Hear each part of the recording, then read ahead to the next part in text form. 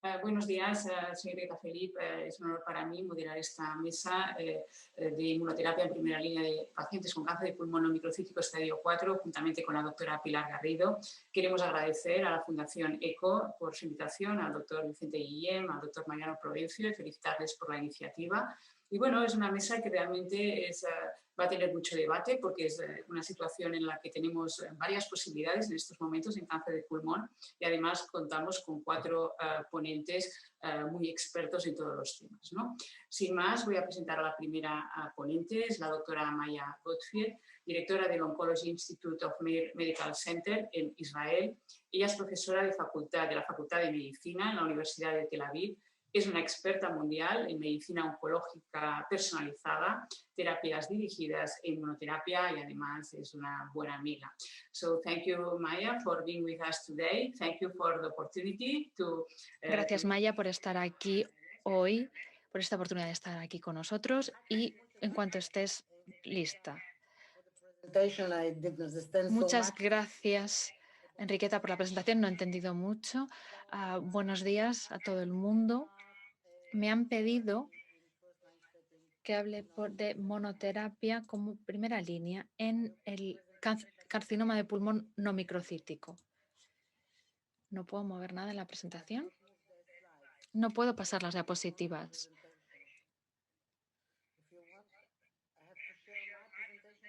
Tengo que compartir mi presentación para poder pasar las diapositivas. No las puedo mover. No sé si el equipo técnico puede ayudar a la doctora Gottfried, que no puede mover las diapositivas.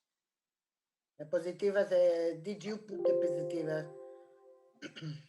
So I cannot move the slides. No puedo mover las diapositivas. No responde. Sorry for that, Maya. If you let me, I would do share presentation and I move Si me dejan, puedo compartir mi presentación y pasarlas yo misma. Puedo pasarlas yo. Sí, espere un momento, por favor. Bien, entonces no hago nada.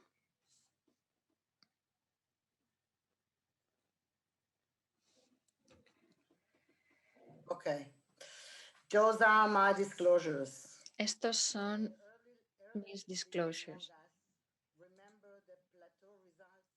Los que tengan más años reconocerán la meseta terapéutica con el cisplatino y otros. Se han producido cambios en la última década, especialmente. En primer lugar, se ha entendido la importancia de la diferenciación entre escamoso y no escamoso. Se han desarrollado terapias dirigidas y, por supuesto, para el 80% de nuestros pacientes, los inhibidores del checkpoint.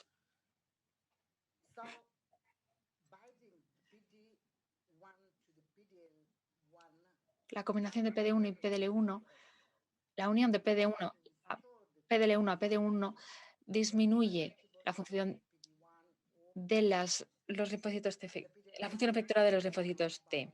PDL1 es un biomarcador bien conocido de pronóstico con 3 niveles: negativo por debajo del 1%, positivo o muy positivo por encima del 50%. Tenemos otros biomarcadores predictivos. Este es un análisis retrospectivo sobre STK11 y KEAP1, en los que los pacientes tienen STK11 mutado o KEAP o la carga tumoral, la carga mutacional tumoral. Los inhibidores del checkpoint se han aprobado en segunda línea y actualmente no hay datos para distinguir entre PD1 y PDL1 en segunda línea. Me gustaría compartir con ustedes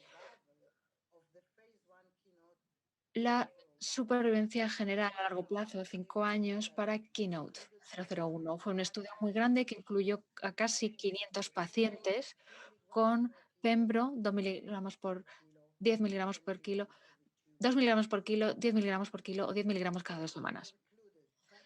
Los pacientes se incluyeron, el 50% no habían recibido tratamiento anterior y el otro 50% sí. la supervivencia era más del 50%. En los que no habían recibido tratamiento, la mediana se puede ver aquí. Esta es la curva de supervivencia. Increíble con lo que sabemos en comparación con el pasado.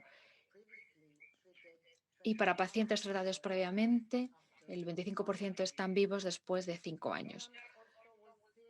También se estudia a largo plazo con nivolumab en segunda línea en comparación con docetaxel. Y se puede ver después de 5 años, el 13% de los pacientes están vivos. El cambio en el paradigma en la primera línea fue el Keynote 024. Incluyó pacientes con un buen estado funcional, con ALK negativo. Se hizo una aleatorización y entre el doblete que conocemos y se compara con monoterapia con pembro, una dosis fija de 200 miligramos. Los pacientes asignados al doblete con platino, en los que había una progresión tumoral, podían pasar al grupo de pembro. La supervivencia general fue el criterio de valoración secundario. 305 pacientes se asignaron de manera aleatorizada a pembro y a quimioterapia con platino. Ahora tenemos información actualizada tras 5 años de este ensayo. 150 asignados a pembro, 151 asignados a quimioterapia con platino. La mediana del tiempo desde la aleatorización al corte fue de 16 meses. Si analizamos las características al inicio, vemos que estaban bastante equilibrados, la edad 65, buen estado funcional, un gran porcentaje eran asiáticos, antiguos fumadores. Tenemos también, algunos de ellos también tenían metástasis cerebrales tratadas anteriormente. Para 39 pacientes completaron 2 años de pembro. Y estas son las características de los pacientes. Tenemos 12 que completaron esos 2 años de pembro y un segundo ciclo de pembro. Esta es la supervivencia general. Como se puede ver, cómo avanza la curva al principio con la quimioterapia y después de 5 años hay una diferencia estadísticamente significativa entre pembro y el estándar que había entonces. Vemos 31%, que es el doble que el número del grupo con quimioterapia. Y la mediana era de 26 comparada con 13. Y esto realmente es una información increíble. Después de 5 años, ver estos resultados en pacientes metastásicos que han llegado a esto con monoterapia.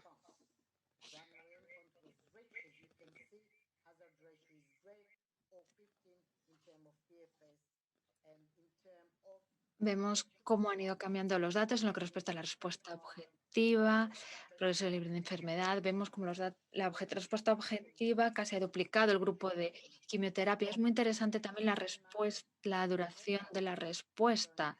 Tenemos aquí todos los datos de los meses, 29 contra 6 en el grupo de quimioterapia. Realmente es una información muy interesante en relación con la monoterapia. Aquí vemos los pacientes que han completado los 35 ciclos en 2 años de pembro. En el día de corte, la mitad de ellos estaban vivos sin progresión tumoral y sin otros tratamientos. Estos eran los pacientes que estaban vivos el día del corte, entre 6 y 12 meses después de finalizar el tratamiento de 2 años. El 42% de ellos estaban vivos en la fecha de corte de la valoración, que es lo que presenta aquí. En lo que respecta a los acontecimientos adversos, después de 2 años registramos estos datos y vimos estos cambios después de 2 años de Pembro. Es lo que se puede ver aquí.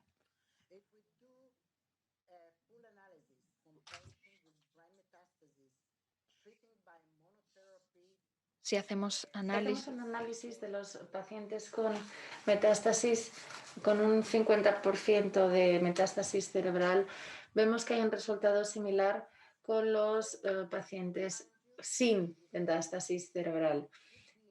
Entonces, se podía incluir a los pacientes con metástasis cerebral después de haber mostrado una estabilización en el tratamiento de la metástasis cerebral. La mayor parte de los mismos recibieron ese tratamiento. A modo de conclusión, después de una monitorización de 5 años, se sigue mostrando una mejora significativa de la supervivencia generalizada durativa frente a la quimioterapia con Keynote 024, a pesar de que el 66% de ratio de efectivo crossover, la tasa de supervivencia a 5 años era casi el doble en cuanto a la mayor tolerancia de la monoterapia en comparación con el doublet, y este es el tratamiento estándar para los pacientes metastásicos con un PPS del 50%.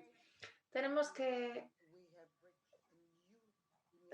reconocer que hemos encontrado una nueva toxicidad en esos tratamientos inmunológicos que podrían afectar a distintos órganos, y la mayor parte de los mismos experimentarían toxicidad de grado 1 o 2, pero parte de la toxicidad podría ser incluso peor, y hay que estar alerta, reconocer lo de una forma temprana y tratarlos. El tratamiento tiene que ser específico para el gradiente 1 a 4, donde en el 4 tenemos que pasar el tratamiento con grandes dosis de corticoides, y hay que hacerlo de forma paulatina en base a la toxicidad hematológica. Entonces habría que discontinuar la inmunoterapia. La mayor parte de los pacientes experimentarían toxicidad en las primeras 8 a 12 semanas, pero hemos de recordar que parte de la toxicidad, como por ejemplo la endocrinopatía o la neumonía, entonces pueden empezar, hay que ir modulándolo. Pero la inmunoterapia para pacientes que tienen una alteración genética, BRAF, ALK, ROS, RET, no responden a inmunoterapia como con respecto a la monoterapia. Y hemos de recordar que frente a BRAF o CRAS hay un paciente ínfimo, bueno, un número ínfimo de pacientes que responderían a la inmunoterapia. Pero este es otro dato interesante. Solo una mayoría de los pacientes reciben un tratamiento orientado a los biomarcadores. Incluso aunque hubiera una mutación, el 55% no tendrían una terapia dirigida, sino que les trataríamos con inmunoterapia. Esta evidencia sugiere que a menudo se ignora la información que puede ser de vital importancia para los pacientes. ¿Y qué quiero decir con esto? Con 126 pacientes tratados con EGFR-TKI y 3 meses de bloqueo de la PDL1, el 24% desarrolló eventos adversos graves, severos, incluyendo neumonitis, y no respuesta de ningún tipo.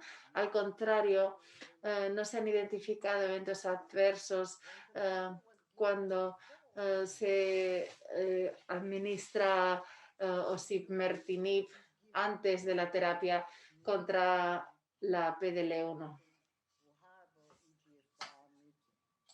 Entonces, las combinaciones son la solución. Eso es lo que quiero mencionar en esta frase. Distintos estudios nos han demostrado que quimo-quimo, inmuno-inmuno, inmuno-quimo estos son los tratamientos efectivos para nuestros pacientes.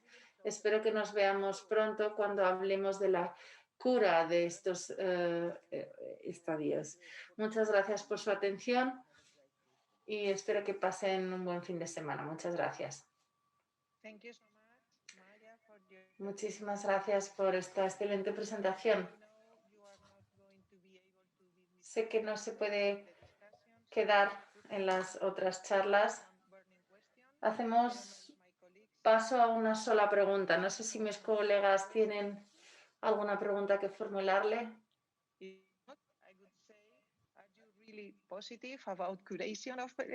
¿Tan positiva se muestra usted con respecto a la curación? ¿Cuándo cree que será esto una opción real para los pacientes? Yo tengo dos pacientes. Uno con Pembro paró en septiembre por toxicidad. Había recibido Pembro después del fallo del tratamiento de primera línea con quimioterapia y sobrevivió solo unos meses. Pero luego la otra, después de 5 años, no tiene evidencia alguna de la enfermedad. Y de los 24 ensayos clínicos demuestra que no hay evidencia alguna de la enfermedad a 5 años. Yo soy una señora bastante anciana, entonces yo me muestro positiva.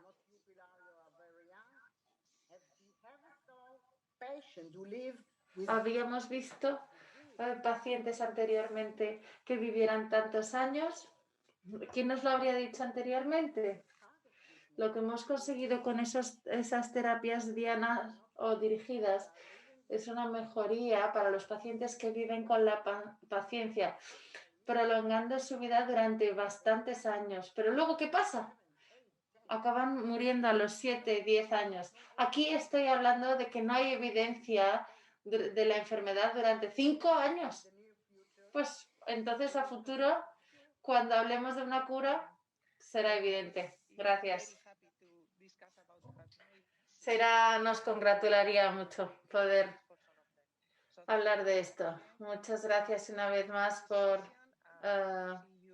su presentación y espero que nos podamos ver no de forma virtual, esperemos que de forma presencial. Muchas gracias. Hasta otra ocasión. Gracias. Bueno, ahora es mi oportunidad para presentar a Delvis Rodríguez, bien conocido por todos nosotros. El doctor Delvis Rodríguez tiene una enorme trayectoria, un excelente currículum en inmunoterapia, en cáncer de pulmón y trabaja en el Hospital Universitario Insular de Gran Canarias. Y su charla hoy es acerca de las combinaciones de inmunoterapia fundamentalmente también en primera línea. Gracias por estar con nosotros, Delvis, cuando quieras. Hola, buenos días, Enriqueta, Pilar, muchísimas gracias por la invitación, muchísimas gracias a ECO por estar con ustedes hoy.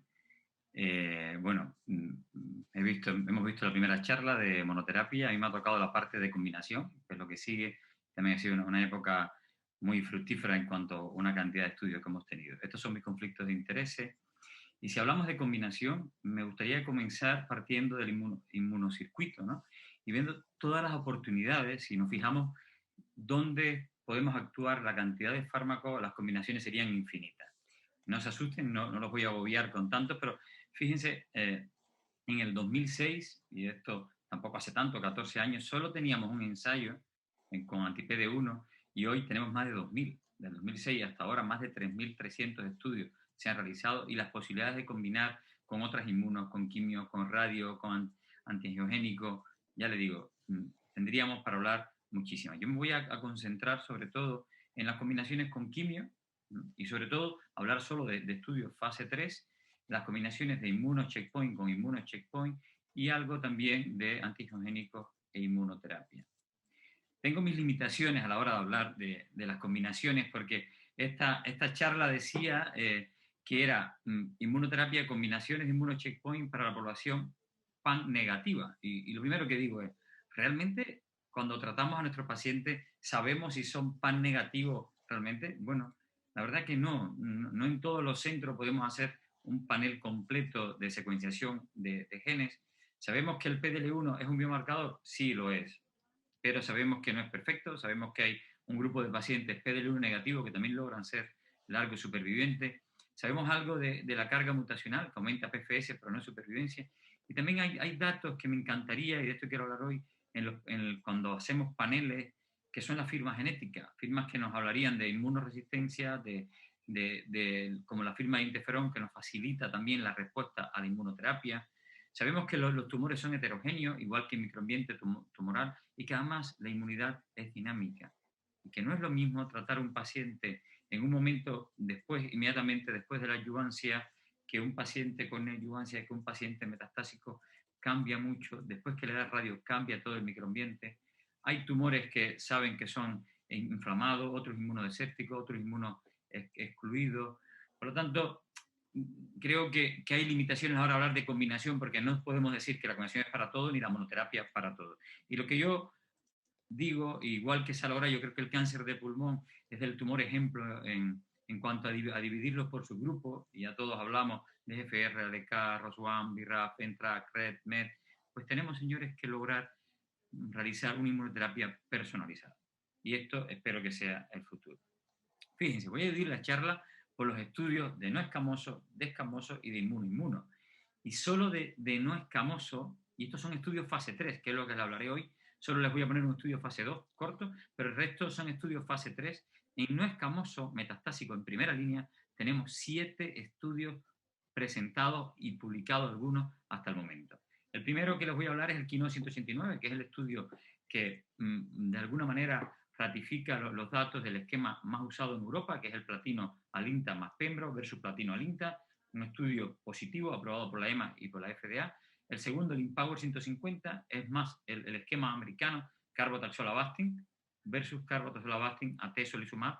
Recuerden, había un brazo de atezo, carbotaxol. El 132, platino Alinta o carbo Alinta atezo versus carbo Alinta. 130 con carbonaplacitaxel atezo versus carbonaplacitaxel. Y recientemente en el Mundial, que también virtual, como ya es costumbre con todas estas charlas, en agosto se presentó el estudio Orient 11, que es un estudio con sintilimab. 4 nuevos anti-PDL1 se han unido a la cantidad de fármacos que tenía en el último año. Este es otro, el sintilimab, y este es un estudio que se presentó, ya les digo, en el Mundial, comparando platino Alinta más sintilimab versus platino Alinta, o el platino pemetrexed. Estudio positivo tanto para PFS como para supervivencia global. Se presentó en póster en ESMO recientemente, Rational 304, que es con el tislelizumab, otro anti-PD1, más platino Alinta versus platino Alinta. Estudio positivo para PFS, que era el endpoint primario, aún sin datos maduros, un estudio asiático, sin datos maduros para supervivencia global. Y el último, que se presentó también en ESMO recientemente, es el Tazuki 52, que es un estudio carbotaxol Avastin nivo versus carbotaxol Avastin.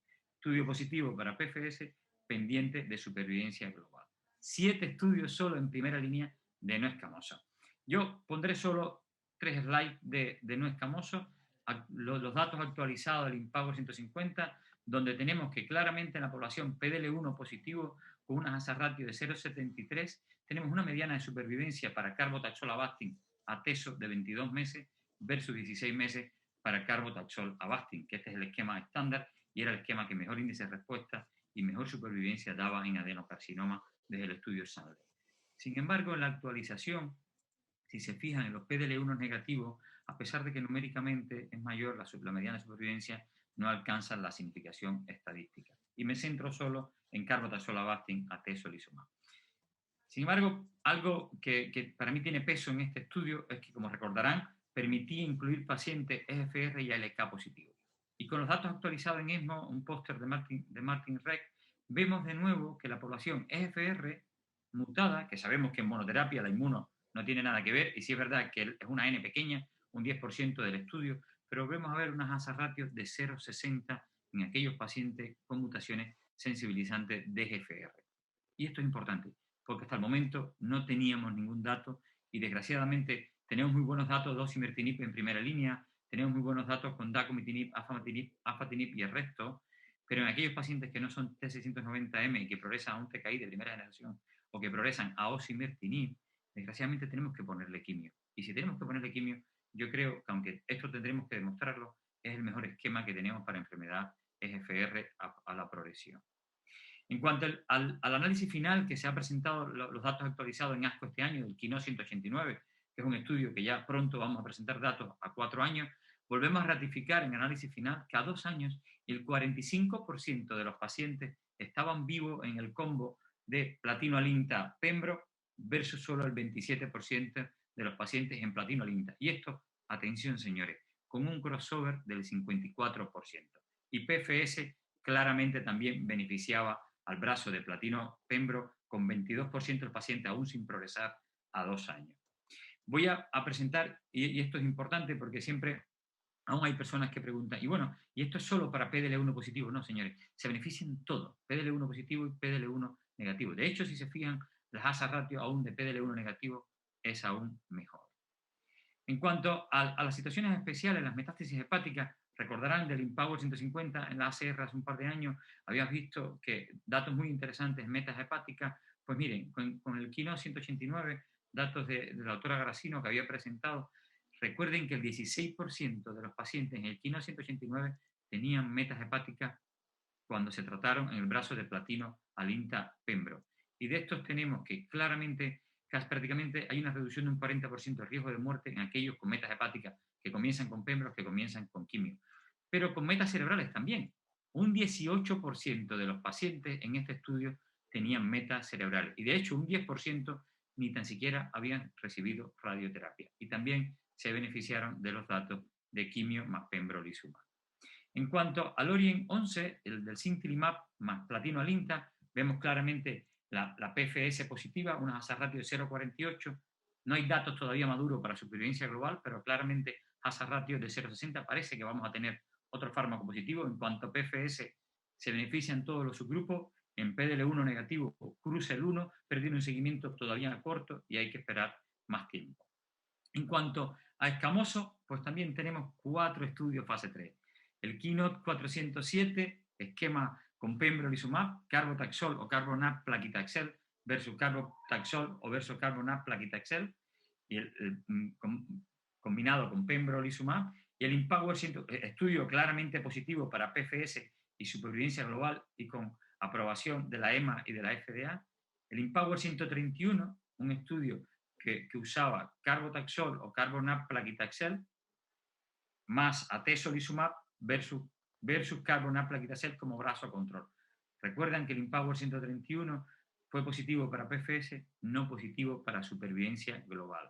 El Orient 12, presentado este año en ESMO recientemente, igual, sintilimab más platino gencitabina. Y es un estudio interesante porque hasta ahora todo había sido con carbotaxol o carbonat plaquitaxel. Sin embargo, en Europa el esquema más usado, recordad, es platino gencitabina y tiene además un racional importante a la hora porque la gencitabina disminuye las células T reguladoras. Estudio positivo para PFS, aún con datos no maduros para supervivencia.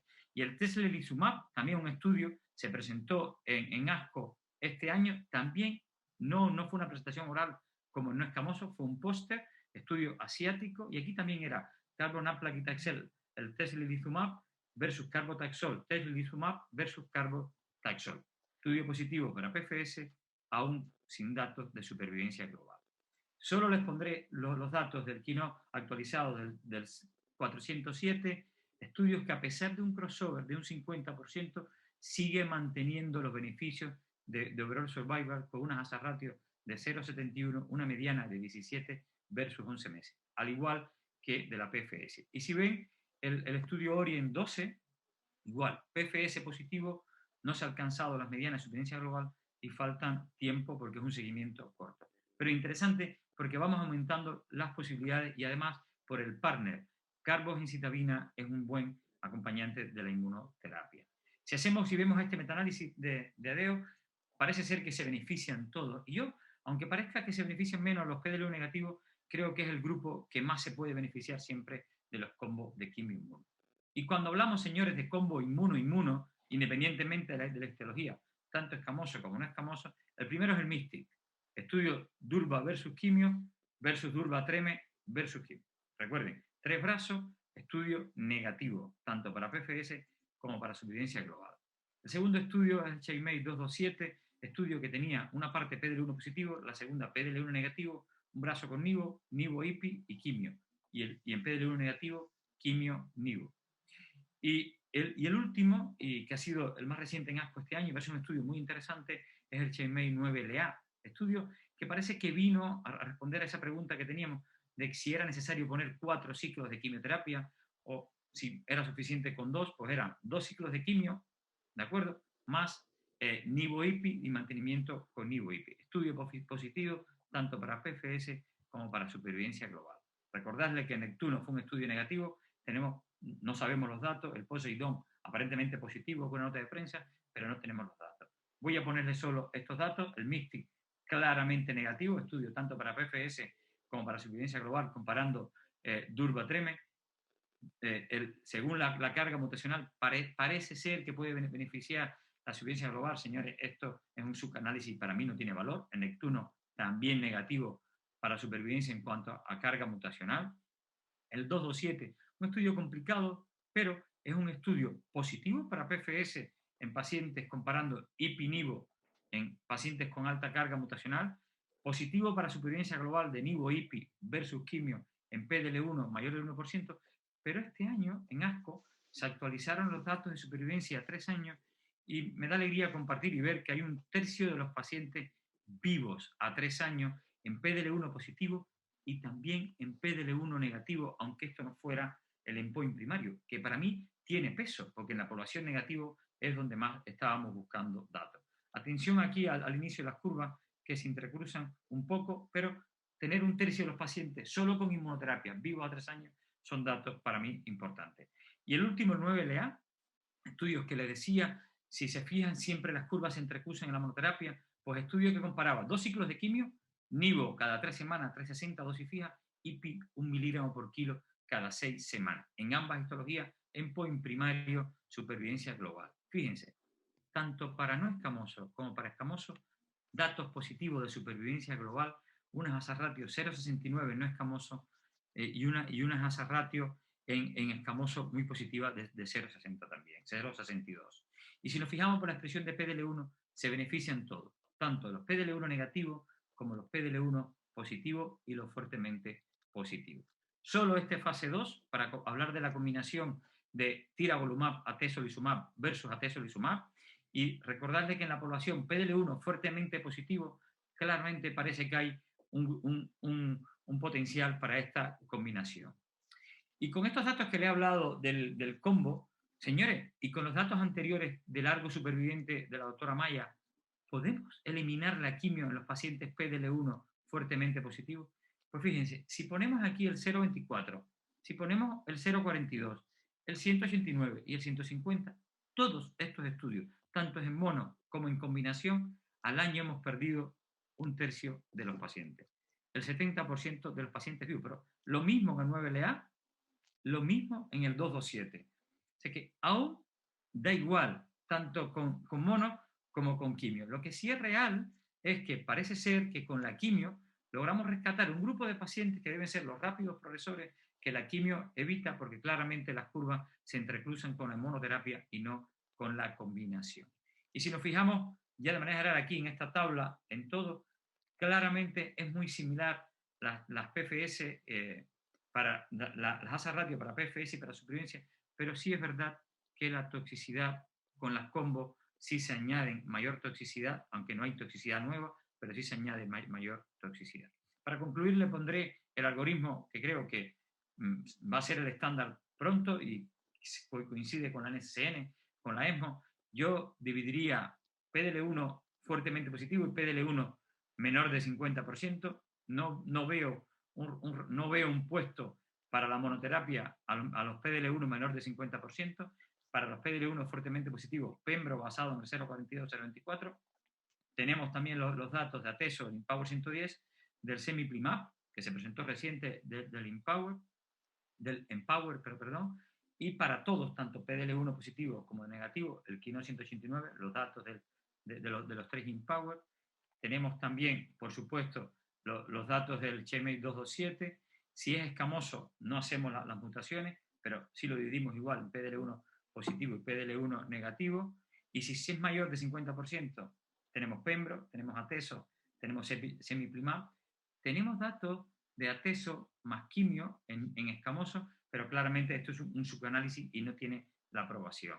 Tenemos los datos del 407, que sí es para todos, tanto para positivo como para negativo, los del 227, y señores, tenemos el CheckMate 9LA, una nueva Standard of Care para todos, tanto escamoso como no escamoso, y combina todo lo demás. Y no sé dónde vamos a poner el Sintilimab con los estudios Orient 11 y Orient 12. Y para concluir, decirle que para mí, claramente, la quimio más la inmuno es un estándar de tratamiento en cáncer de pulmón, independientemente de la expresión de PDL1, que la inmuno logra largo superviviente, y esto es una realidad.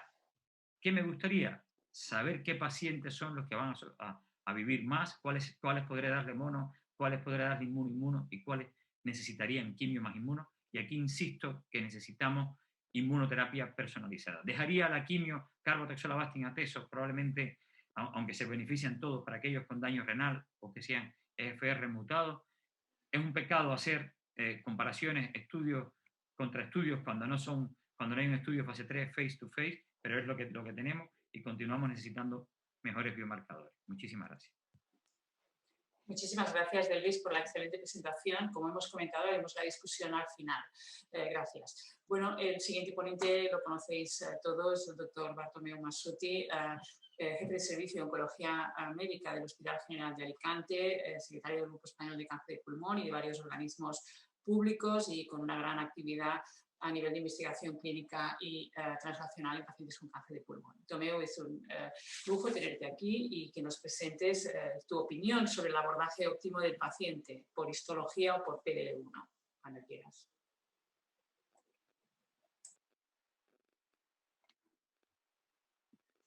Buenos días a todos. En primer lugar, muchas gracias a la Fundación ECO. Yo creo que en tiempos de dificultad parece que se crece su actividad y eso es meritorio.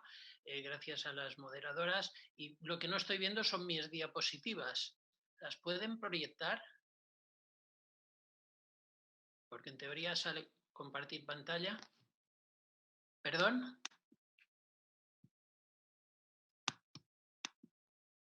¿Pueden proyectar? Ah, eso. Ya, perfecto.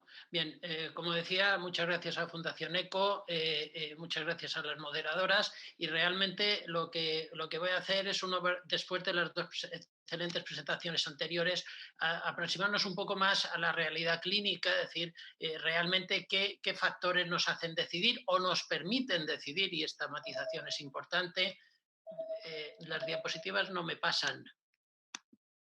Ahora, bien, la matización de permitir decidir también es importante porque tengo en cuenta las posibilidades las posibilidades de reembolso, de autorización en nuestro medio. Bien, se me permitirá una pequeña digresión al empezar. Evidentemente, ha habido dos factores fundamentales en los últimos años que han cambiado la situación del cáncer metastático no microcítico, y básicamente las terapias genómicas y la inmunoterapia. Los game changers, esto viene básicamente del ajedrez, y realmente nos sitúan, nos permiten saltar a un nivel diferente. Pero yo quiero recordar dos cosas. Básicamente, el impacto de las terapias dirigidas se mide en términos de PFS, de control de la enfermedad, mientras que lo que ofrece la inmunoterapia, sí, globalmente, es un incremento de supervivencia, especialmente de largos supervivientes, y abre el problema de la identificación a priori de estos pacientes.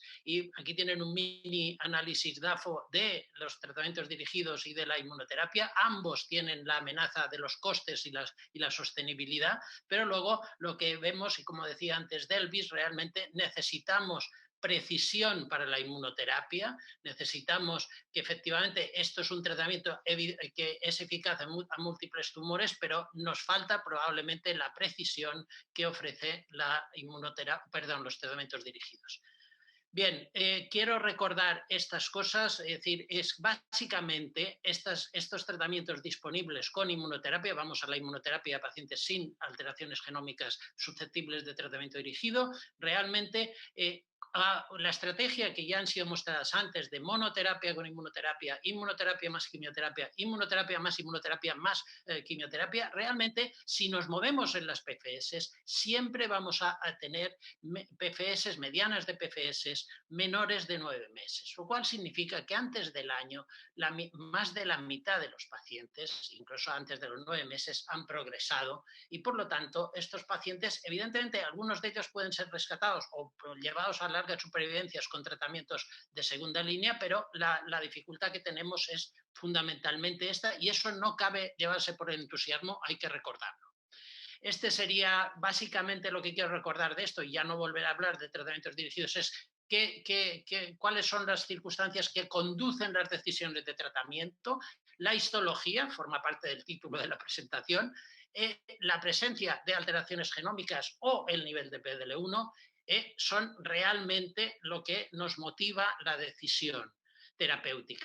Y si bajamos específicamente a los pacientes sin mutaciones y sin alteraciones genómicas, como vemos, la histología y la expresión de PDL1. Aquí pone EMA, pero en realidad debería poner Agencia Española del Medicamento, quiero decir, y tenéis en negritas, evidentemente, las opciones realmente que nos podemos permitir en el sistema o que están financiadas por el sistema. Como ya se ha explicado, eso me va a ser bastante más fácil. Tenemos aquí las 3 líneas, monoterapia, inmunoterapia como agente único, 3 estudios,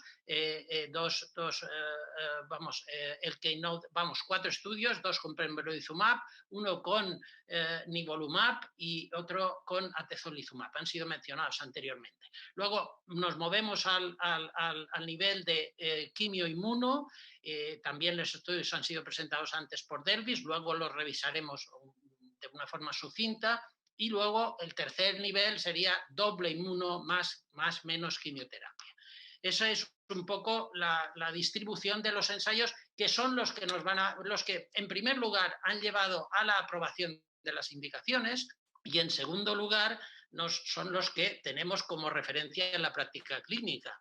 Como veis, volvemos aquí, histología y PDL1. Los estudios han sido diseñados con estos 2 parámetros y eso también es importante, se podrían haber diseñado de otras maneras, pero los tenéis aquí, básicamente los 3 escalones, inmunoterapia, agente único, inmuno más quimio y la intersección con los niveles, con la histología y con los niveles de PDL1 determinados por inmunohistoquimia.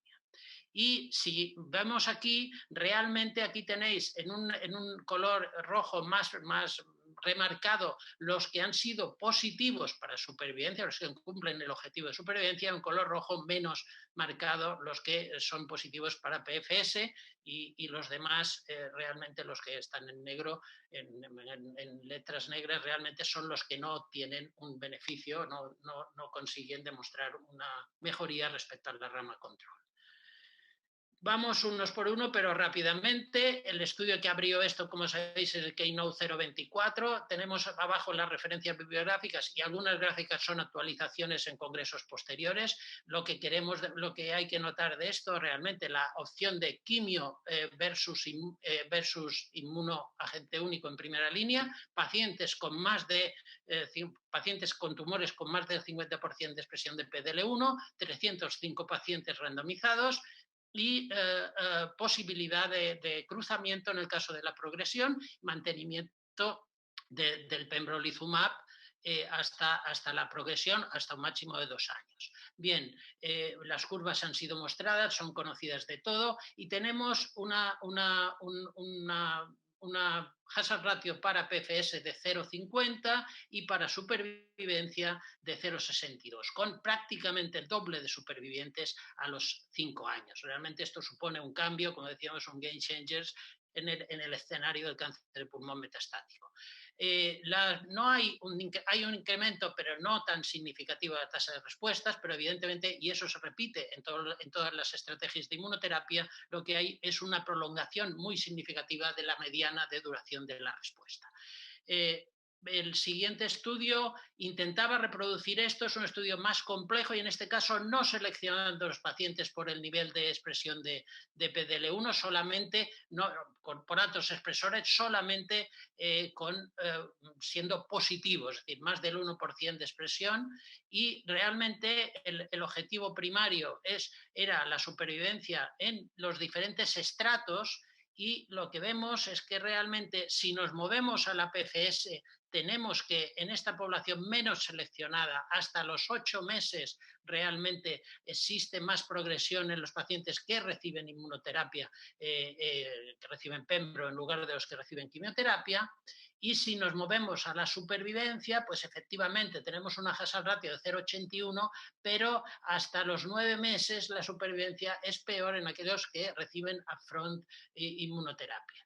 En cambio, la ventaja es más acusada y esta desventaja inicial menos pronunciada en aquellos pacientes que tienen en la cohorte de más de 50%, en los cuales también se ve un incremento de respuesta que no se ve en la cohorte general.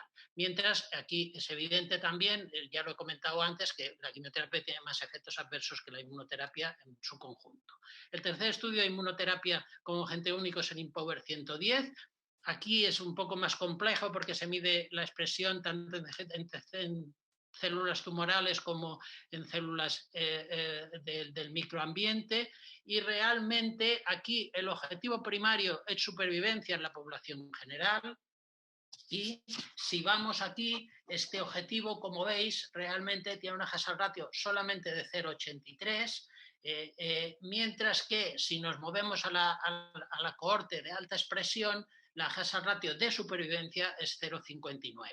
Y realmente pues este estudio que todavía no he publicado posiblemente nos va en la misma línea de que los altos expresores, como decía antes Delvis, son el subgrupo que podemos plantear como inmunoterapia sola. Si vamos ya al escenario, al nivel de combinación, empiezo por el Pembro más quimioterapia en histología escamosa. Realmente aquí lo que vemos, y yo creo que eso es importante, que si no seleccionamos por PDL1, la expresión de PDL1 se correlaciona mucho con la respuesta o con la no progresión, en este caso analizando la PFS. Y si vamos a los pacientes como supervivencia, aquellos pacientes tanto en un análisis de los que no han muerto o no han progresado como en la supervivencia pura, tenemos hazard ratio cercanas a 0,60 que realmente, pues yo creo que validan esta estrategia en los escamosos, aunque no está a día de hoy todavía financiada en nuestro sistema. Y lo que vemos también es un aumento de respuesta más claro que cuando era inmunoterapia sola, y también se repite en la prolongación de la supervivencia. Yo creo que de todas formas hay que decir que en la histología escamosa el impacto de cualquiera de estos tratamientos es igual en magnitud relativa o similar a la histología no escamosa, pero la supervivencia del escamoso metastático es inferior al adenocarcinoma, como ya sabíamos.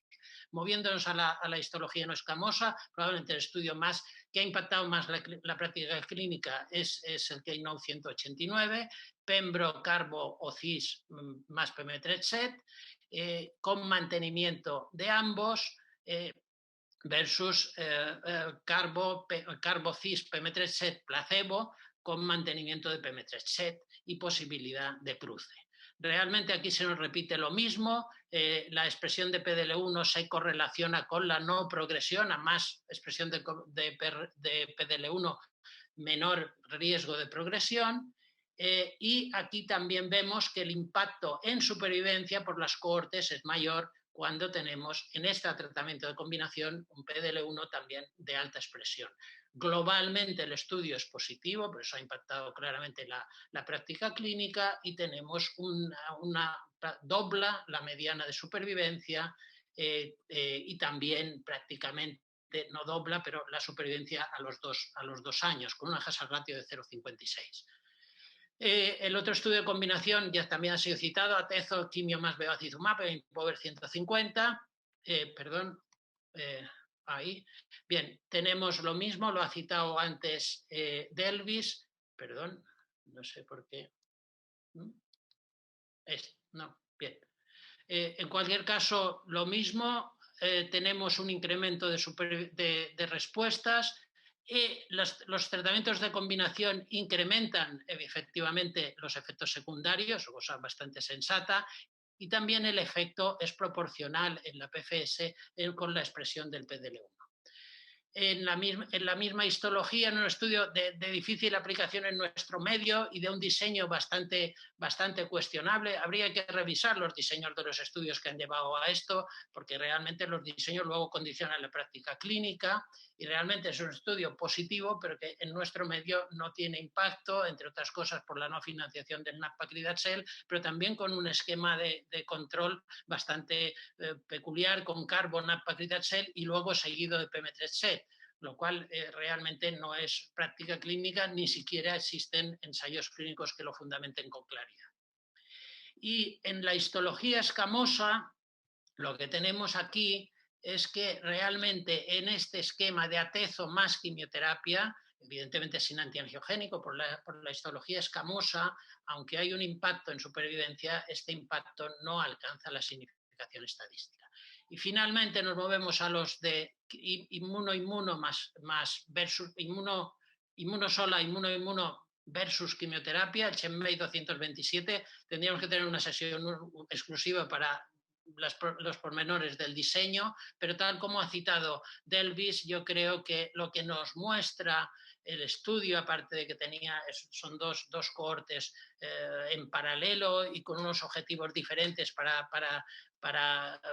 en función del nivel de carga mutacional y de la expresión del PDL1, pero al final el mensaje, como él ha dicho muy bien, es que posiblemente en los pacientes que han respondido, y eso es fundamental, claro, pero esto se ve a posteriori, que el beneficio de la doble inmuno se mantiene en el tiempo, es similar en PDL1 positivo o negativo y es superior a la inmunosola, especialmente en la población PDL1 negativa.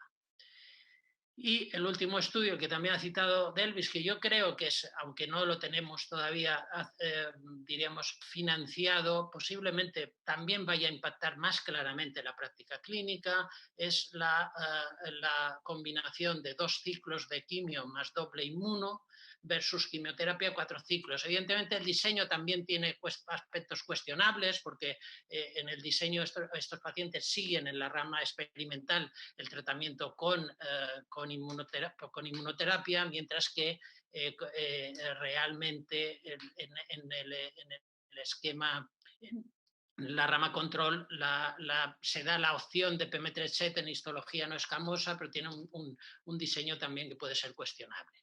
En cualquier caso, lo que hay que decir es que para la decisión necesitamos datos de eficacia y de seguridad, los tenemos, pero también tenemos que tener en cuenta las características del paciente, las comorbilidades, el performance, las características de la enfermedad y las del tumor. Y en esto yo quería añadir, efectivamente, tenemos biomarcadores que vienen de las células tumorales, de los factores clínicos y del sistema inmune.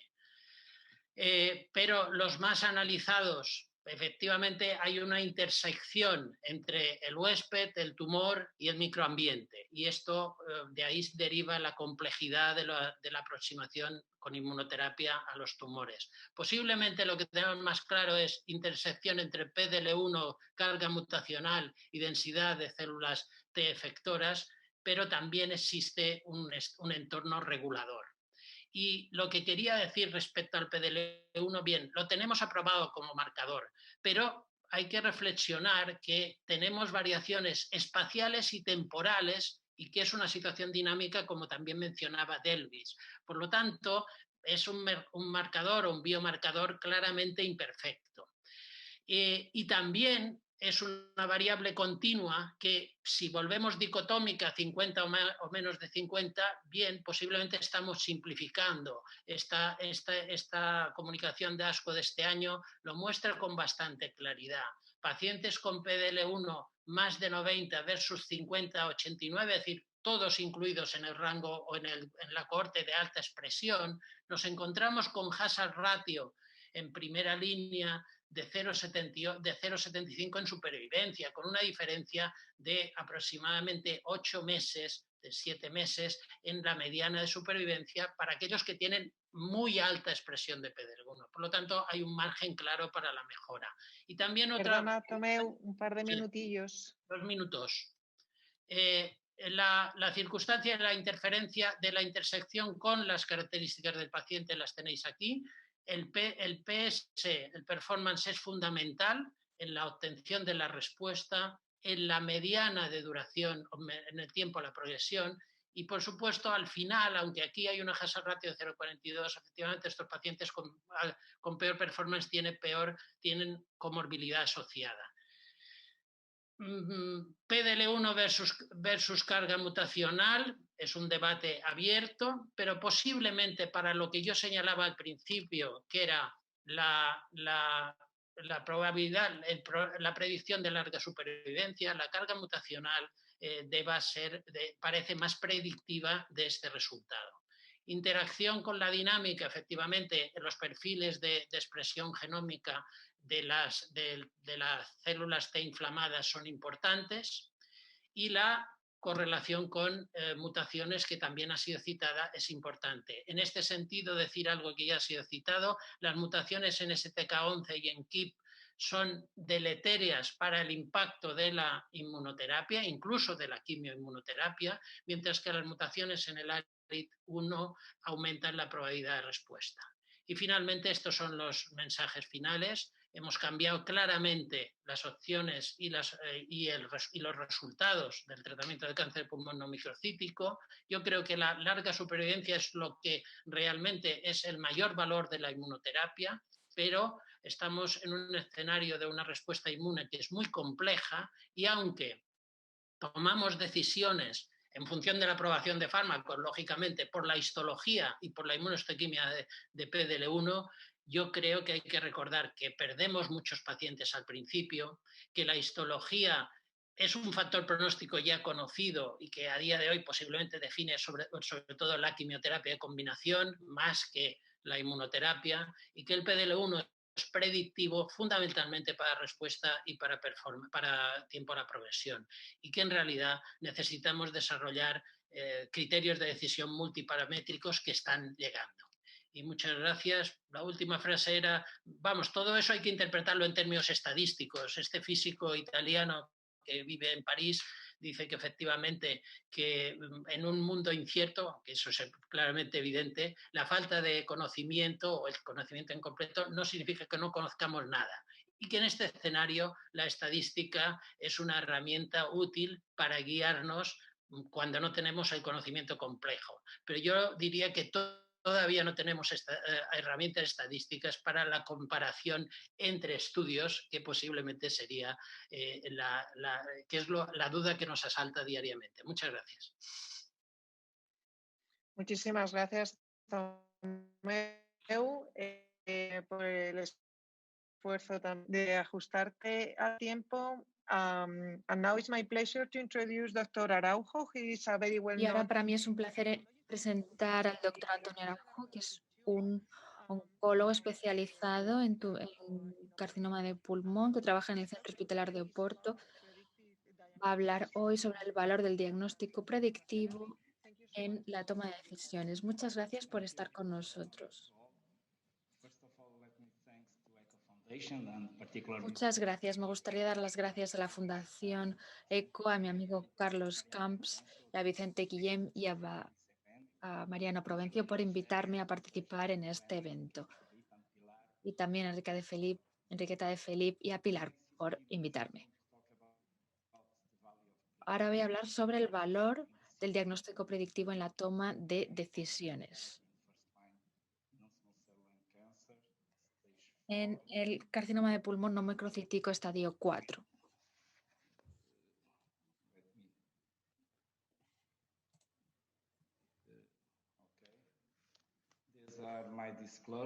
Bien, estas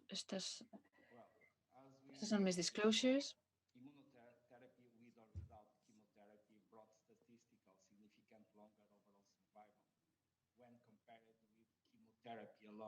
Al compararlos solo con la monoterapia, vemos una diferencia estadísticamente significativa. En estos momentos, la inmunoterapia o la monoterapia más quimioterapia son los tratamientos elegidos para el carcinoma de pulmón no microcíclico, como Delvis y Bartomeu han explicado.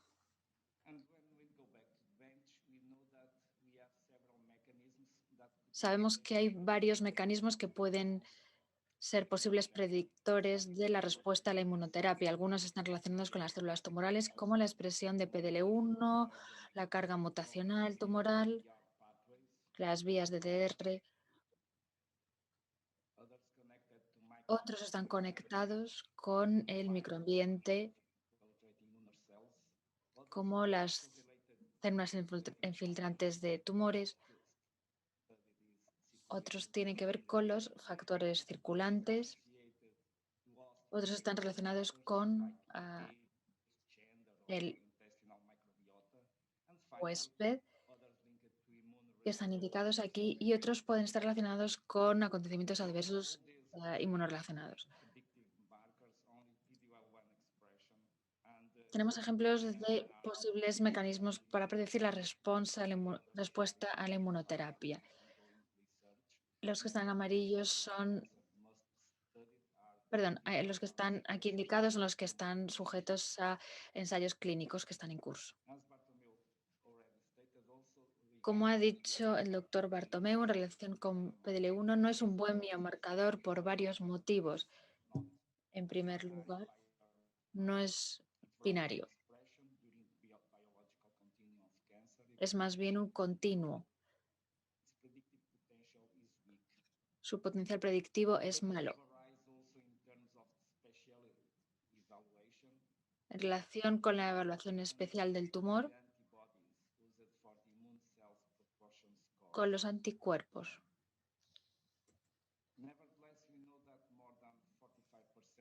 Sabemos que el más de los 25% de los tumores no expresan PDL1.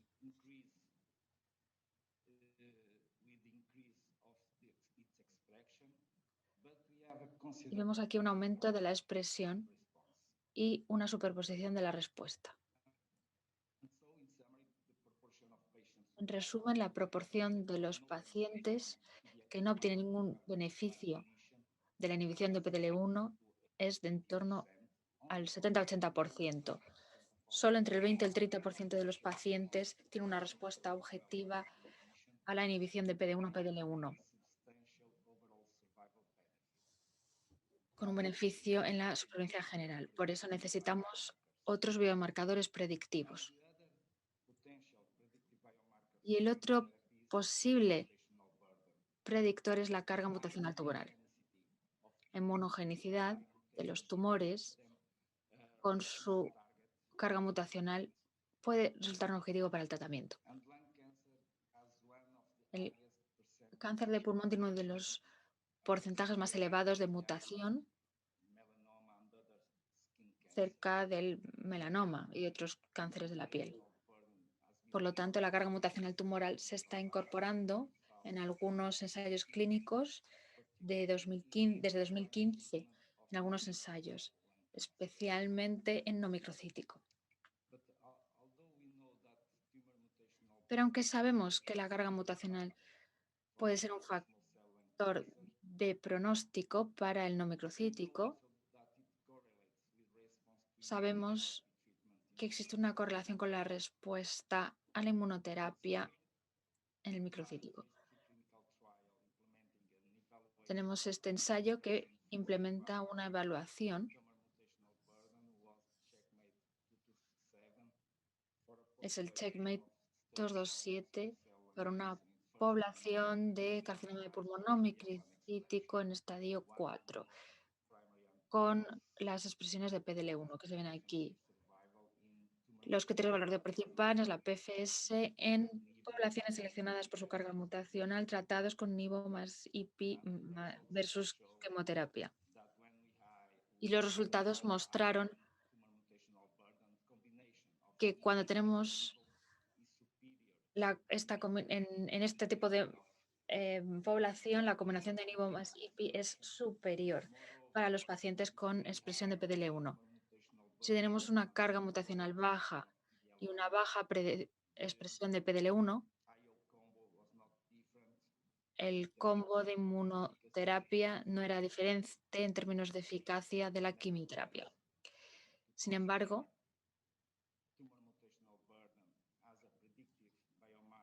podemos considerar la carga mutacional como un biomarcador predictivo para el no microcítico, pero hay que solucionar algunos problemas primero. Una proporción elevada de mutaciones no siempre resulta en neoantígenos. Las mutaciones tumorales pueden aumentar la posibilidad de que los cánceres sean inmunogénicos.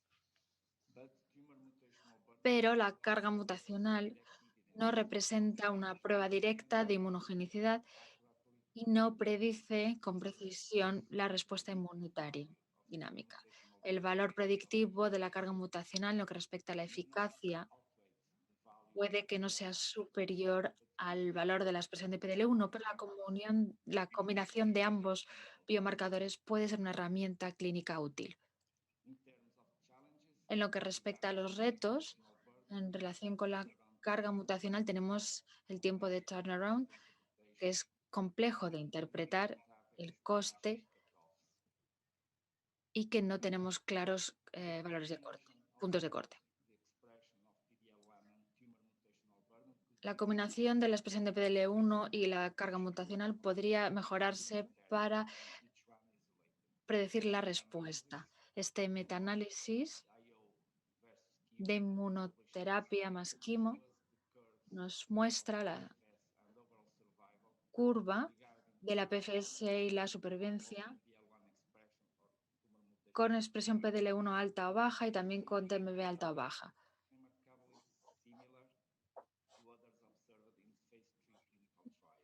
Vemos que son resultados similares a lo que se ha observado en otros ensayos clínicos.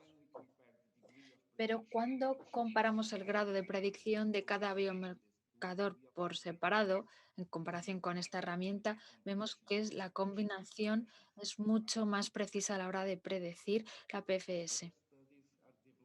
Otros estudios están desarrollando otras combinaciones de distintos factores que predicen mejor la respuesta a la inmunoterapia.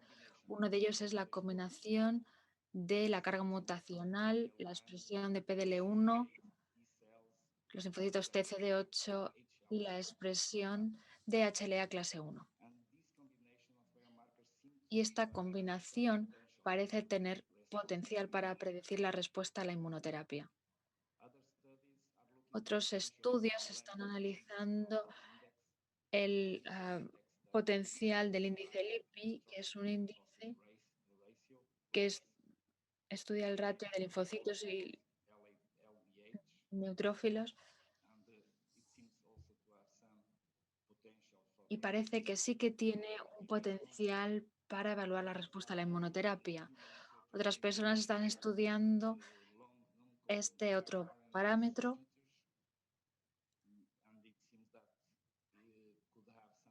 y parece que podría tener también cierto potencial para predecir la respuesta. Pero otros están utilizando aprendizaje automático con un contexto de expresión génica y la predicción de la respuesta a PDL1 y su posible aplicación a la práctica clínica diaria. Pero creo firmemente que tenemos que evolucionar hacia la biopsia líquida para tener biomarcadores.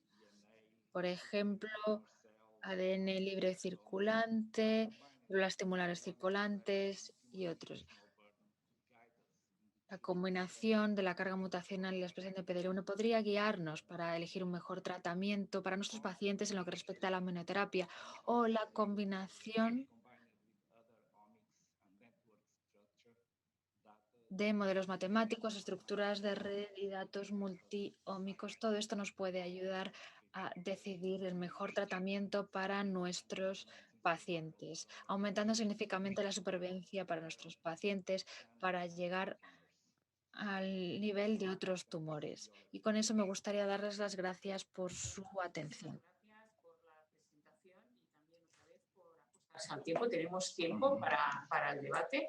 Y de hecho tenemos una pregunta del público, ¿no? Que quizá me gustaría que contestarais todos brevemente, ¿no? Dice, en España la financiación de combo pembrolizumab más quimioterapia está restringida a pacientes con PDL1 menos del 50% desconocido. ¿Crees que actualmente se están infratratando el subgrupo de pacientes PDL1 más del 50%? Gracias. No sé si quiere empezar, Delvis. Sí, pues yo creo que es la pregunta del millón, porque todos estamos, Enriqueta, o sea, todos tenemos la misma duda. O sea, ¿cómo aquí vamos a escoger para hacer monoterapia y aquí vamos a escoger para combo? Y yo creo que nos faltan datos, que solo tomar el PDL1 estamos haciendo un mal trabajo. Desgraciadamente es lo que tenemos. Tenemos el PDL1 que funciona, pero sabemos que no es perfecto, pero nos faltan datos. O sea, yo veo un paciente siempre con alta carga tumoral, con muchas metástasis viscerales, rápido progresor, y lo que me pide el cuerpo es ponerle quimioinmuno, no monoterapia a ese paciente. Que a lo mejor le pongo una monoterapia y resulta que ese paciente tenía 100% expresión de PDL1, alta infiltración linfocítica, alta carga mutacional, y me va a responder bien con monoterapia. Pero son datos que no tengo, ¿de acuerdo? Sin embargo, tengo uno con 80% de expresión de PDL1 y otros biomarcadores inmunes de resistencia, y ese paciente a lo mejor es el que hay que ponerle quimioinmuno, o sea, por decirte, y nos faltan datos. Por eso insisto tanto, y yo creo que tenemos que seguir, que se ha logrado mucho, sí, pero si se fijan, 7 estudios fase 3 en no escamoso, 4 en escamoso, 6 más de quimioinmuno, de inmuno. ¿No les parece que estamos haciendo siempre un poco lo mismo, más lo mismo, lo mismo, más lo mismo? Repitiendo, a lo mejor ya es hora de cambiar, de comenzar a hacer estudios académicos buscando otros biomarcadores más importantes. Es lo que creo. Pero evidentemente algunos pacientes se nos estarán escapando fuertemente positivos si no le ponemos quimioinmuno. Yo creo que esta evidentemente es el nudo gordiano de la cuestión, quiero decir, y es lo que causa más inquietud y más insatisfacción en estos momentos. Es decir, nosotros en nuestro escenario en España y como financiación pública, este es el dilema. Pacientes con más del 50% de expresión del PDL1 solamente podemos, si queremos tratarlos con inmunoterapia, los tenemos que tratar como agente único. Y efectivamente esto es un abanico demasiado amplio. Yo creo que ahí, evidentemente, las autoridades regulatorias han mostrado o bien una cortedad de miras o una incapacidad para aproximar la complejidad del escenario. Y también es verdad que, como he citado antes, los diseños de los estudios, que a veces son muy conservadores en busca de la aprobación, pues probablemente tienen alguna responsabilidad en este escenario en el que nos movemos. Pero esa es la realidad y yo creo que nos causa inquietud a todos el tener que asignar un paciente, pues igual con no son tan solo por lo que es el PDL1 como variable cuantitativa, es decir, bien, tiene 60 tal, es que da igual que ponga, es decir, a efectos regulatorios y de los ensayos tenemos 50, pero no vale que uno diga, yo pongo 75, el problema persiste y no sé solucionarlo. En Portugal es lo mismo. Cuando nós empezávamos quimioterapia em um paciente, nós não sabíamos que paciente iria responder e não. Quando empezamos quimioinmuno ou solo imuno, não sabemos que paciente vai responder. Efetivamente, os ensaios nos levaram, nos conduziram a marca de 50%, mas nós sabemos que PDL1 não é um marcador ideal e que a relação entre o tumor e o sistema imunológico do paciente vai variando durante o contínuo da evolução do câncer. Assim que é uma marca solo posta pelo...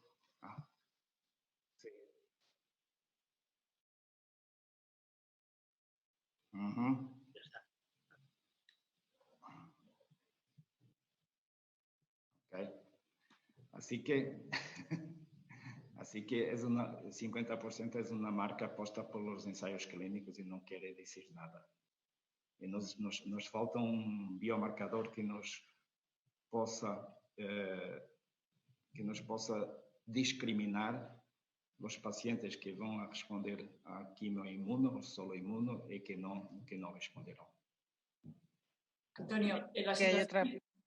Piucha, por favor, sí. Sí, perdón. Gracias. No, que iba a comentar que creo que aparte de la pregunta de la discriminación por PDL1, la otra pregunta también, como decía antes Delvis, es la duración del tratamiento con la inmunoterapia en primera línea, y en ese sentido era preguntar a los tres ponentes qué opinión tienen, fundamental toxicidad, económico y porque tenemos los ensayos que tenemos para responder a esta pregunta. ¿Qué opináis o qué hacéis habitualmente?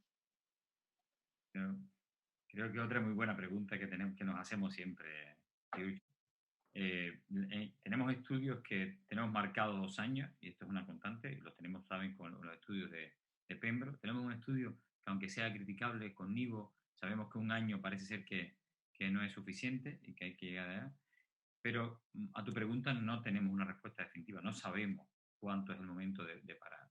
¿Qué estamos haciendo? Yo creo que lo comentaba hace día con Enriqueta y con Luis.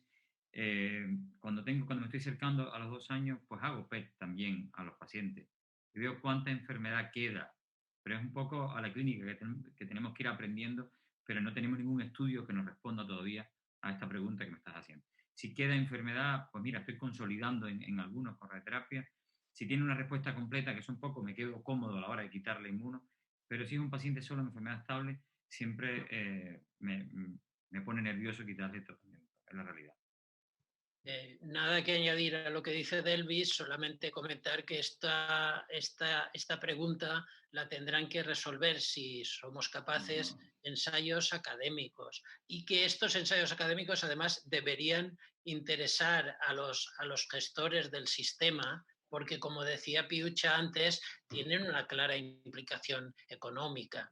Y esto debería ser, mi aproximación es igual de empírica que la de Delvis, que además tiene más experiencia. Es decir, si hay una remisión completa, uno puede parar. Si queda enfermedad, pues está en el dilema. Y efectivamente, los únicos datos que yo creo que hay más claros provienen del melanoma, que es una enfermedad diferente, tiene más tiempo de seguimiento, etc. Pero en un paciente que ha llegado a los 2 años y queda enfermedad y tolera bien el tratamiento, realmente inquieta dejarlo sin tratamiento si tienes un cierto volumen de enfermedad.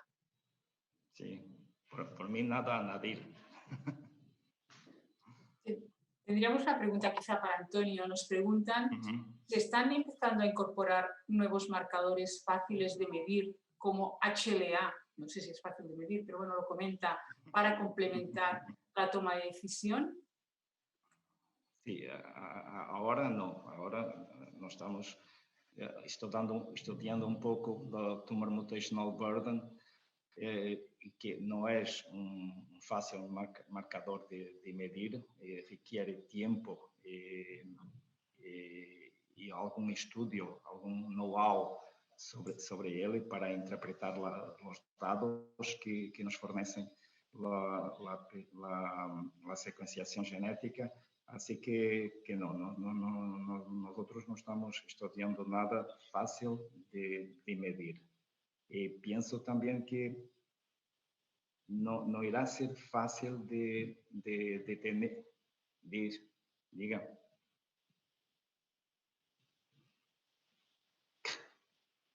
Mas está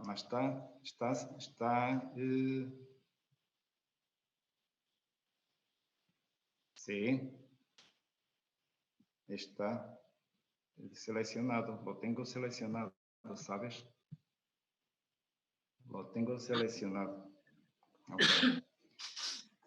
Estaba diciendo que como la relación entre el tumor y el sistema inmunológico do paciente es algo que va variando con el tiempo y con los tratamientos, no irá a ser fácil tener un biomarcador que seja simples e fácil de medir. Provavelmente vamos ter que ter um conjunto de biomarcadores que nos digam algo e los vamos ter que medir durante o tempo de tratamento e durante o tempo de evolução do cancro. Assim que não vai ser fácil. Siguiendo un poco con el tema, no de la duración, pero sino de los intervalos, ¿no? Quizá durante el COVID hemos aumentado en algunos centros el intervalo de administración de algunas inmunoterapias, ¿no? ¿Lo habéis dicho? ¿Pensáis mantener esto en la situación fuera del COVID? ¿Qué es lo que pensáis? Yo creo que sí, creo que hay pacientes que me mantengo y voy a seguir con ellos, Enriqueta. Lo que pasa es que reconozco también, y esto lo hago un poco empírico también, que al inicio, los primeros ciclos, me gusta hacerlo cada 3 semanas, cuando me refiero con Pembro, o cada 15 conmigo, y ya cuando veo que el paciente comienza a responder, pues logro espaciar el tratamiento. Sé que el futuro y el futuro de los ensayos ya empezarán desde el inicio con las formulaciones ya cada más espaciada, cada 6 semanas o mensual, pero es lo que hago en la práctica. Creo que el COVID nos ha adelantado un poco y nos ha apresurado a tomar decisiones como estas de todo virtual, que algunas se quedarán y otras no, y nos ha hecho lo mismo con la inmunoterapia, porque nos ha apresurado a tomar indicaciones que aún no estaban por el beneficio de los pacientes, pero en mi práctica clínica lo hago, sí, pero no a todos los pacientes de entrada, en la realidad, no se reta. Para mí, y puedo hablar por mí, me siento más seguro de empezar de 2 en 2 semanas por nivo e 3 en 3 por Pembro. E después de 3, 4, 6 ciclos, después de evaluar o paciente, pensar em hacer de 4 en 4 ou de 6 en 6 semanas. Provavelmente, después de COVID, si no habrá otros ensayos clínicos, volveremos a 2 en 2 o 3 en 3 semanas. Yo también pienso como Antonio, es decir, que es una situación puntual en la cual de forma anecdótica nosotros sí que hemos tenido algunos efectos secundarios, exacerbación de efectos secundarios, sobre todo dérmicos, que existían, que nos han causado inconvenientes a los pacientes, no problemas mayores, pero inconvenientes. Por lo tanto, no veo tan claro que tengamos que cambiar sistemáticamente la secuencia, vamos, el esquema de dosificación cuando utilizas algo que proviene de ensayos clínicos. Y otra cuestión que no sé si se puede preguntar, pero a las moderadas, porque que creo que esa es una cuestión que desgraciadamente no sé si podremos resolver, es la dosificación única o de la dosificación por peso. Es decir, sabemos que no hay una clara relación dosis-respuesta, no tenemos tampoco claro cuál es el dintel de eficacia o el dintel de dosis mínima eficaz, y realmente este es un tema que también tiene muchas repercusiones para la sostenibilidad. Yo Mariano, Tomeo, con respecto a esto, te digo que sigo usando miligramos por kilo, ¿de acuerdo? En mi hospital. A excepción, cuando hay que hacerlo, lo hago miligramos por kilo, aún la dosis cada 6 semanas. Lo que estaba diciendo es que prácticamente todos los estudios nuevos, y ustedes lo sabrán, hay un grupo grande de estudios que ya vienen con formulaciones fijas y más amplias en el tiempo. Me ha gustado lo que has dicho y creo que es una propuesta que el grupo español debería hacer, que es recoger los datos, porque tengo la sensación también, y esto no debería decirlo aquí porque falta evidencia científica, de que tengo más toxicidad en algunos pacientes, exacerbaciones de toxicidad, cuando hago dosis mayores cada más tiempo. He tenido más toxicidad hepática, de hecho la estamos recogiendo en el servicio, más toxicidad cutánea, más toxicidad digestiva, y que me ha hecho en algunos pacientes, no en todos, volver a la formulación anterior de menos tiempo. Me alegra oírte, porque hasta ahora no había oído a nadie que le hubiera pasado igual lo mismo, pero es una sensación también. Para mí, y puedo hablar por mí, me siento más seguro de empezar con de 2 en 2 semanas por nivo e 3 en 3 por Pembro. E después de 3, 4, 6 ciclos, después de evaluar o paciente, pensar em hacer de 4 en 4 ou de 6 en 6 semanas. Provavelmente, después de COVID, nos ha apresurado un pouco No sé, Enriqueta o Pilar, si ustedes han tenido... Bueno, yo no he tenido, la verdad, esa experiencia. Y es cierto que durante el momento álgido de la pandemia, siguiendo las recomendaciones, sí que hicimos esquemas extendidos, pero a partir de junio volvimos al habitual. Me siento un poco insegura, ¿no? Sin la evidencia científica detrás para hacerlo de forma rutinaria, y por tanto no tengo demasiada experiencia, porque también es cierto que en los pacientes que iban muy bien, pues en muchos lo que decidimos fue parar el tratamiento en ese momento más álgido de marzo a abril, después de hablarlo con ellos, ¿no? Entonces es una situación complicada, ¿no? Pero no sé, Enrique, ¿qué experiencia tiene? Yo la verdad es que tengo un poquito la misma situación que tú, Piucha. Nosotros lo hicimos durante la época más dura de la pandemia, pero después volvimos un poquito a los intervalos habituales, por lo que tampoco podría decir. Yo quería quizá preguntarles a los tres, ¿no? Su recomendación en un paciente con ECOG de 2 debido a la enfermedad, ¿vale? PDL1 de más del 50% y PDL1 de menos del 50% negativo. ¿Cuál sería el tratamiento de primera línea que estamos discutiendo hoy? ECOG 2 debido a la enfermedad. Tomeu. Es una pregunta con trampa. No. Realmente, quiero decir, desde el punto de vista de los ensayos, estos pacientes no están incluidos para lo que sería la quimio-inmuno. Pero yo creo que en el preámbulo has dicho muy bien, es decir, que la valoración del performance hay que discriminar, y ahí entramos en un terreno muy subjetivo, entre si este deterioro es debido a la enfermedad o no. Entonces, yo creo que por debajo del 50%, habría que adaptar en todo caso, una quimio-inmuno o una quimio sola. Posiblemente el esquema más testado sería carbotaxol, pero es decir,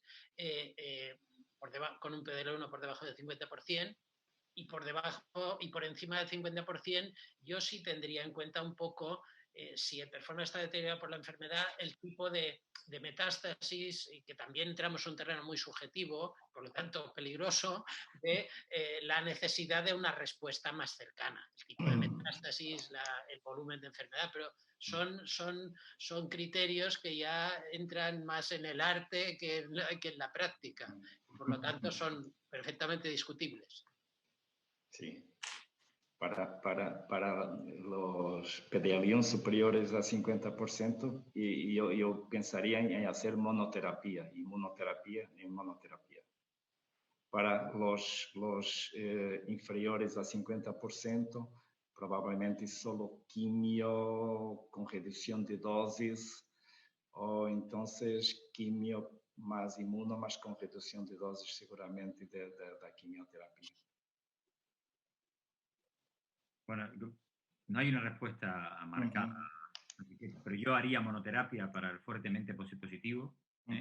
Todo que no significa que no podamos hacer quimio inmuno, porque lo que dice Antonio es verdad. Antonio, todos lo hacemos, aunque no era permitido en los estudios, bajamos la dosis de la inmuno, porque realmente es necesario ponerle 100% a ese paciente, y sobre todo cuando el ECOG depende del tumor.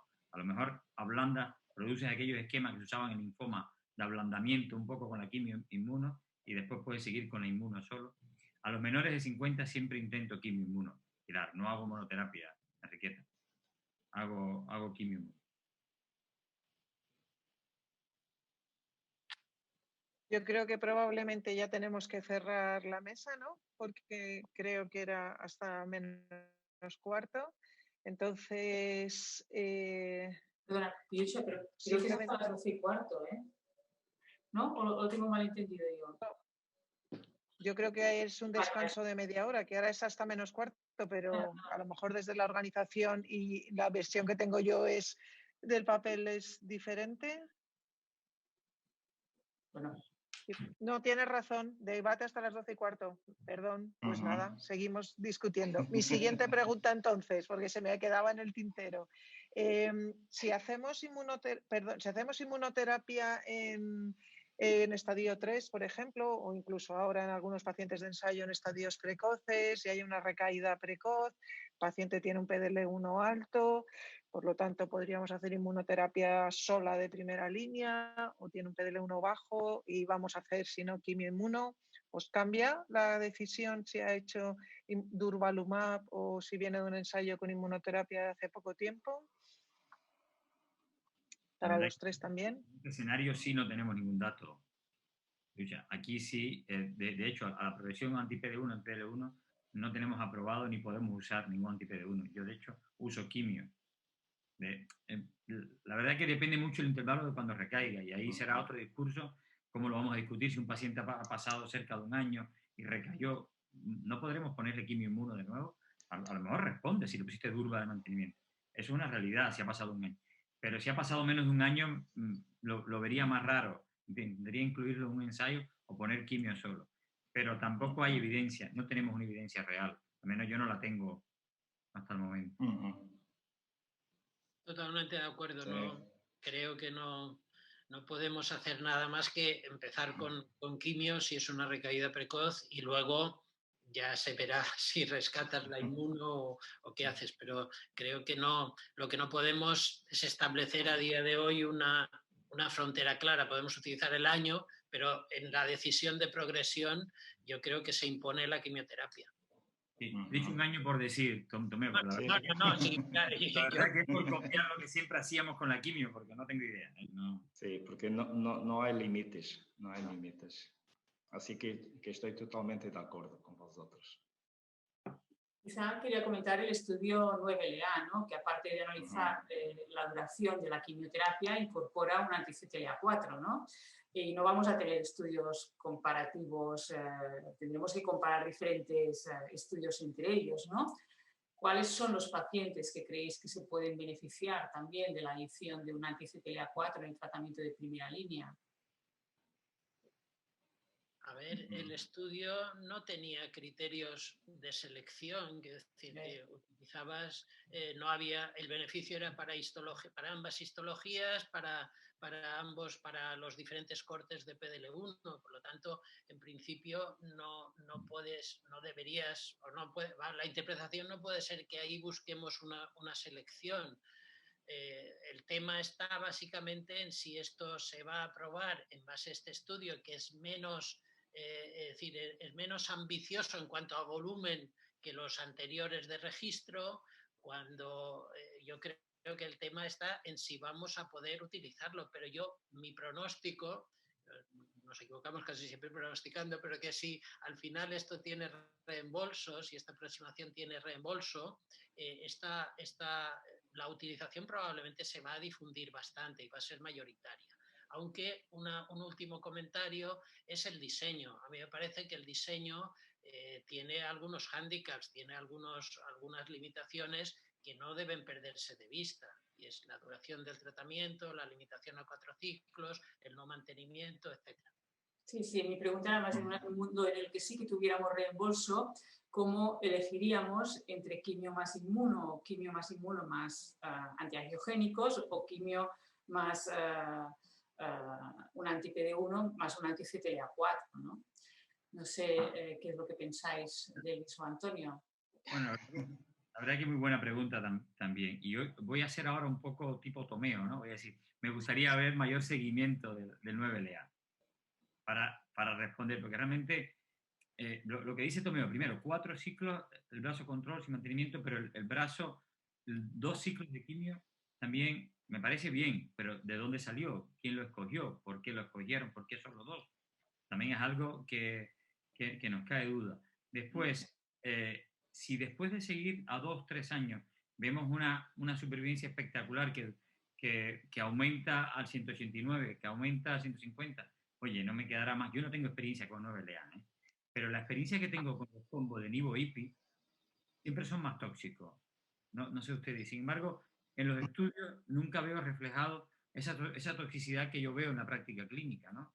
Mis datos con combo, ya no solo con Nivo-IPI, sino con otros, con combinaciones anti-CTLA-4 y anti-PD1, son siempre las toxicidades raras que he visto de encefalitis y miocarditis. Siempre me ha pasado con estos combos. No sé, me gustaría ver esto con más seguimiento para poder responder a tu pregunta, me enriqueta, porque tengo personas que he hecho 4 ciclos de platino alinta pembro y después me he mantenido solo con pembro y le he quitado el alinta también por toxicidad o porque lo he quitado y han ido muy bien a los 2 años. Entonces, sigo diciendo que nos faltan datos, que nos faltan cosas a la hora de predecir quién va a responder mejor a uno y otro. Es verdad que ¿qué me tira a usar un anti-CTLA4? Si veo a una persona joven, me tira a usarlo porque siempre tengo la sensación que estoy extrapolando de melanoma, pero lo estoy extrapolando, de que los anti-CTLA4 son aquellos fármacos que realmente nos permiten mantener una respuesta más duradera en el tiempo y una memoria inmune más sólida. Pero todo esto es especulando, no sé en pulmón cómo va a ser a largo tiempo. No sé ustedes qué creen. Sí, es un poco así. Sabes que nosotros empezamos con monoterapia, con inmunoterapia. Después combinamos inmunoterapia con quimioterapia. E aumentamos a sobrevivência dos doentes, aumentamos um pouco a toxicidade. Mas quando pesamos a toxicidade com o aumento de sobrevivência, pensamos que é benéfica para o doente, para o paciente. Agora estamos tentando combinar com outro fármaco, um anti-CTLA4. Temos que pesar os ganhos em sobrevivência com a toxicidade que estamos depois dando aos nossos doentes. Assim que também a mim me gostaria de ver um pouco mais os dados de sobrevivência do ensaio para poder decidir um pouco quando propor a combinação com anti-CTLA4. E depois é assim, a mim me gusta ter várias opções de escolha, poder escolher o melhor tratamento para mi paciente. Mas sempre pensando que quantidade de vida vou dar a mi paciente e com que qualidade de vida. E depois o custo, quanto vai custar o tratamento também. Assim que tudo isto, falta um pouco mais de tempo neste ensaio para nós podermos ter uma ideia mais concreta de qué hacer. Enriqueta, con respecto a esto, a mí lo que me gusta del 9LA son esos 2 ciclos que a lo mejor me puede rescatar este grupo de pacientes que se nos puede escapar solo con la inmuno, ¿no? Es verdad, en el 227 pasa con la monoterapia, y bueno, son 2 ciclos que mantenemos. Pero yo haría la pregunta ya no solo con 9LA, con el 227, Nivo y Pi solo en primera línea, ¿a qué paciente escogerían ustedes ahora mismo? Si lo tuviéramos un mundo ideal, aprobado. Voy a devolver la bola, lo siento. Ya, Delvis, yo creo que no lo sabemos, ¿no? O al menos esta es mi opinión, ¿no? Sí que es verdad que igual otra vez lo habéis comentado antes, ¿no? Igual serían necesarios o son necesarios desde luego estudios académicos, ¿no? Que nos contesten a estas preguntas que tienen una gran relevancia, porque al final lo único que podremos hacer es esperar largo seguimiento, comparar diferentes estudios y por lo tanto, pues, bueno, no, metodológicamente es muy complicado, ¿no? Yo no sé, vamos, no sé quién diseñó el 9LA, pero me imagino que lo que hicieron fue movidos por el cruce de curvas cuando reciben solamente inmunoterapia en la parte inicial y posiblemente, evidentemente, ahí depende del promotor del ensayo, del sponsor, realmente tiene 2 fármacos y los quiere combinar. Entonces, yo estoy totalmente de acuerdo con lo que habéis dicho, es decir, realmente si el estudio muestra un impacto en larga supervivencia, que además teóricamente podría venir más bien del ipilimumab, realmente esto sí que puede suponer un cambio, aunque sea un estudio que realmente no deja de ser un fase 2 comparativo con un volumen de pacientes menor que otros ensayos, pero si se confirman estas 2 cosas, una que está clara que al principio no se cruzan las curvas y otra que el impacto en larga supervivencia incluso podría ser mayor, si se confirma esto con mayor seguimiento, realmente pues sí que supondría posiblemente un cambio mayor también en la práctica clínica. Lo curioso es lo que estábamos viendo, es que yo lo ponía en una de las curvas, el 30% en todos al año está vivo solo el 70%. Es curioso. Sigue habiendo un 30% de pacientes que perdemos hasta con los mejores esquemas, ¿no? de combinación. Es algo que creo que todavía nos falta por entender por qué, ¿no? A estos pacientes lo perdemos. No sé qué creen ustedes. Sí, sí. Sí, tenemos que predecir mejor estos pacientes, ¿no? En este sentido, Delvis, también tú presentaste en ASCO, ¿no? Y lo habéis comentado, el abordaje con anti-TIGIT, ¿no? En este escenario, ¿no? Para intentar mejorar, ¿no? Lo que tenemos, ¿cuáles son las combinaciones más prometedoras que veis en primera línea para el futuro, ¿no? Tenemos estudios con anti-TIGIT, tenemos estudios con inhibidores del PARP. ¿Qué es lo que pensáis que tiene más atractivo? Vuelvo y me hago repetitivo con esto. Creo que lo más atractivo para mí sería individualizar la inmunoterapia, porque si no vamos a seguir haciendo los mismos cocinados de siempre de la combinación y estaremos 5 años más en esto. El anti-TIGI, me ha gustado mucho la combinación de un anti-PDL1 y la anti-TIGI. Hay otros, muchos, y lo sabes, en desarrollo. Sobre todo me ha gustado por la toxicidad que es baja, que se tolera muy bien el combo, y en Strong Positive parece que va bien. Sin embargo, el PVR, que es el ligando del TIGIT, se han presentado datos con el ligando que ves que no hay diferencia si lo tienes alto o lo tienes bajo, ahora recientemente en Mundial, y es algo que yo tenía más ilusión, pensaba que con este marcador, igual que con el PDL1, pues podía servir. ¿Qué va a pasar con anti-LAG3, anti-TIM3? Hay estudios en curso que también buscan su biomarcador según la expresión en las células tumorales. Hay mucho, Enriqueta lo has dicho. Creo que las combinaciones con antiangiogénicos para mí tiene un valor importante, y tiene un valor importante con la inmuno.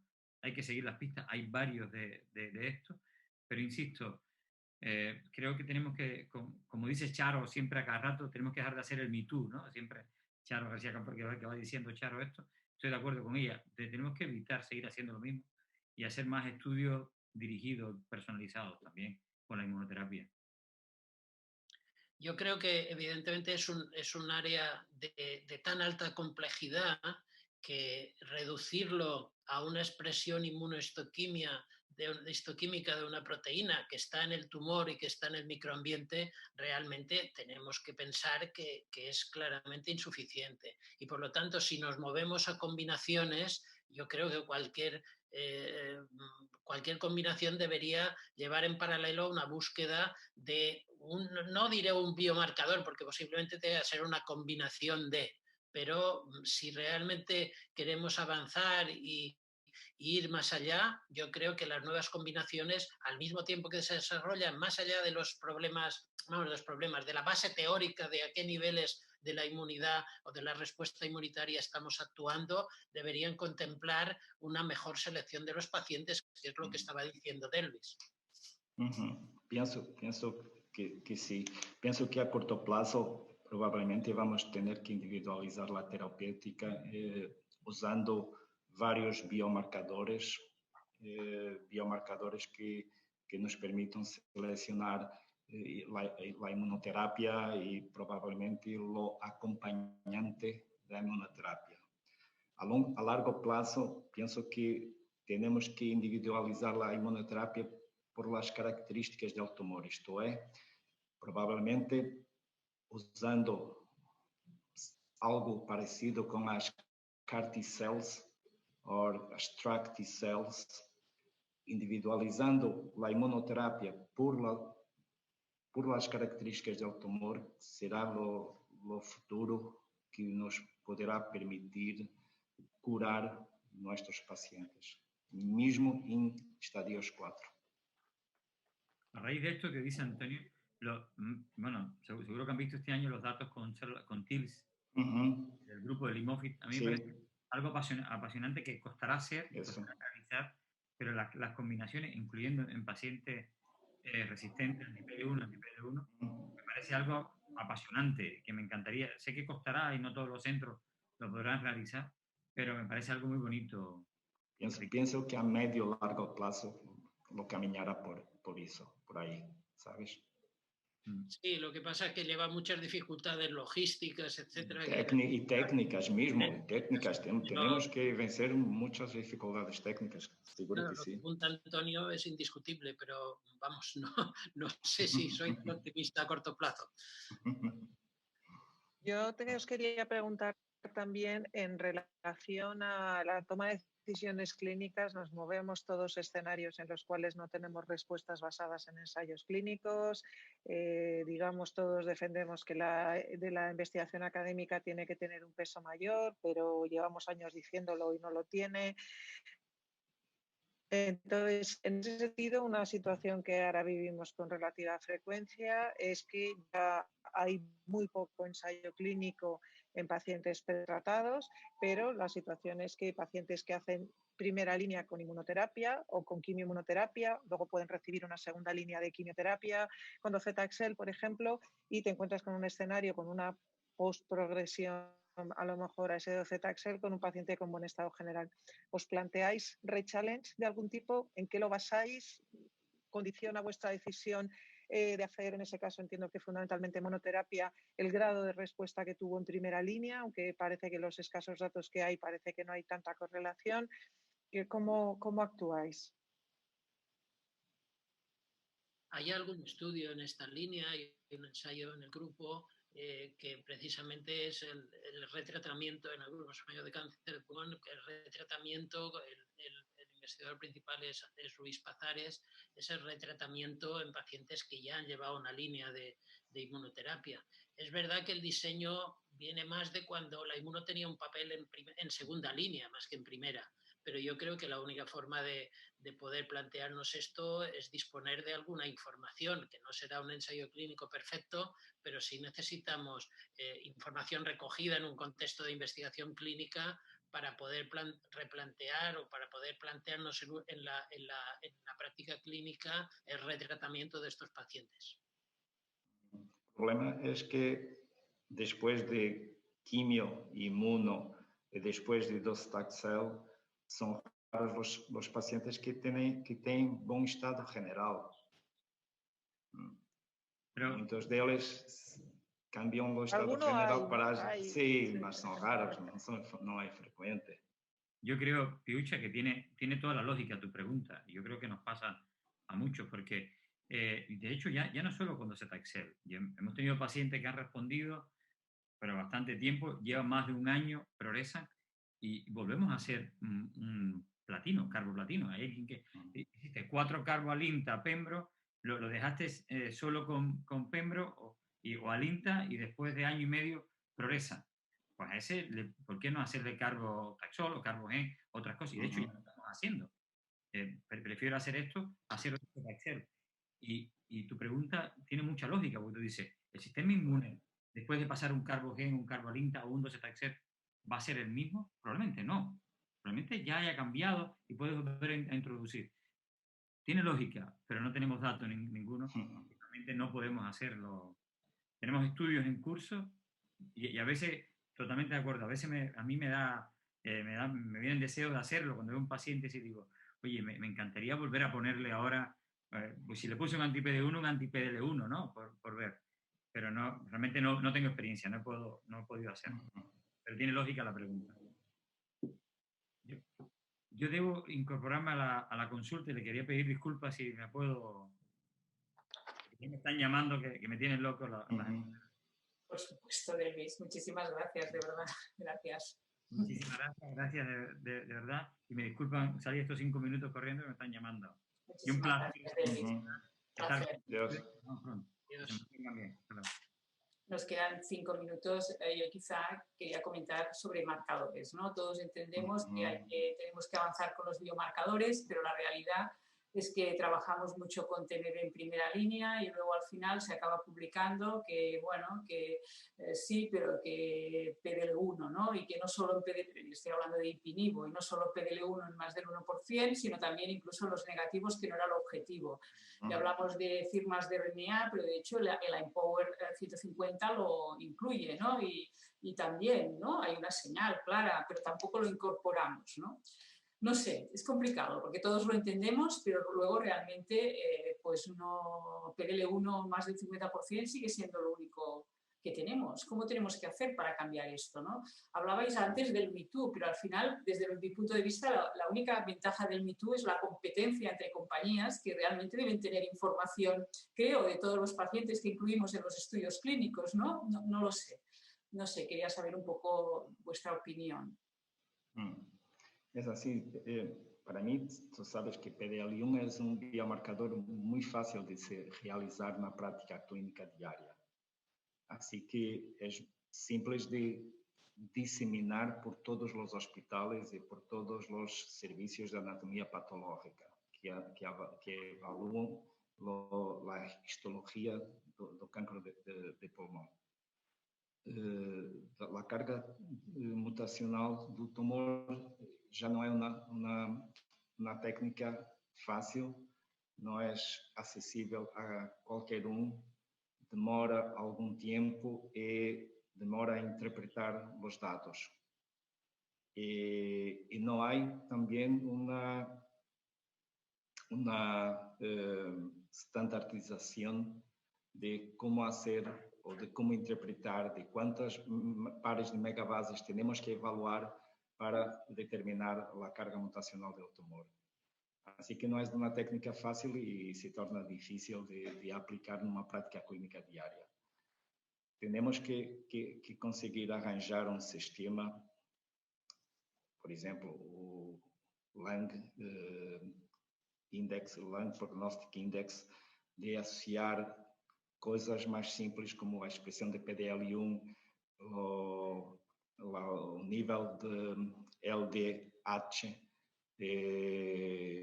a infiltração de linfócitos no tumor, que também é algo relativamente simples de se determinar, e conseguir fazer uma tabla que nos permita combinar vários fatores e decidir la previsión o tratamiento. Enriqueta, lo que tú dices es realmente un punto absolutamente clave. Yo creo que en un mundo utópico, pero factible, que decir, a ver, la tecnología del análisis de datos, imponiendo en los mismos datos clínicos, datos sencillos, como decía Antonio, es decir, asequibles y con un tiempo a la respuesta adecuados. La tecnología de análisis de datos y sistemas de inteligencia artificial sí que podrían construir esto, pero lo deberías hacer, en teoría, uniendo las bases de datos de los pacientes que han recibido Pembro, más los que han recibido Nivo, los que han recibido Nivo más IPI, más los que han recibido Atezo. Es decir, yo realmente creo que esa sería la forma de avanzar. Ahora no sé si el mundo en que vivimos permite avanzar. La tecnología sí, la tecnología de análisis de datos seguro que está ahí. Vamos, y si tú metes muchísimos datos clínicos, ya digo, en los diferentes aspectos del paciente, del tumor, de potenciales biomarcadores, de tipo de metástasis, etcétera, podrías probablemente llegar a un instrumento multifactorial que permitiera ser mucho más predictivo, pero no sé si se va a conseguir. Bueno, creo que ahora ya sí, ya no me equivoco, perdón por antes, y hemos llegado al tiempo de cerrar esta sesión.